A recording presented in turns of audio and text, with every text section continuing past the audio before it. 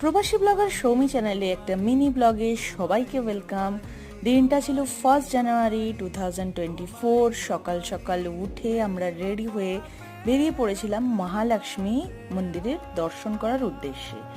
তো এটা আমাদের বাড়ির থেকে মোটামুটি 70-75 কিলোমিটার দূরে একটা মন্দির। মহালক্ষ্মীর কোনো এক মারাঠা কলি সম্রাট এটার প্রতিষ্ঠা করেছিল, ঠিক এক্স্যাক্ট আমি জানি না, যা লোকের মুখে শুনেছি। এখানে খুব ভিড় হয়, প্রায় 2 থেকে 2.5 ঘন্টা লাইনে দাঁড়িয়ে আমরা মহালক্ষ্মী মায়ের দর্শন করলাম। তো ভেতরের ফটো তোলা তো একদমই নিষিদ্ধ, সেই জন্য বাইরে থেকেই আপনাদের মন্দিরটা দেখাচ্ছি। খুব সুন্দর মন্দির, অনেক ভক্ত এখানে আসে, অনেক দিন ধরে শুনে ইচ্ছে ছিল আসার। তো আমরাও বছরের প্রথম দিনটা মা মহালক্ষ্মী মায়ের দর্শন করে আমাদের বছরটা শুরু করলাম। মন্দিরে দর্শন করতে হলে চলে আসতে হবে মহারাষ্ট্রের ধানুতে। আর ভিডিওটা ভালো লাগলে অবশ্যই লাইক করবেন, শেয়ার করবেন।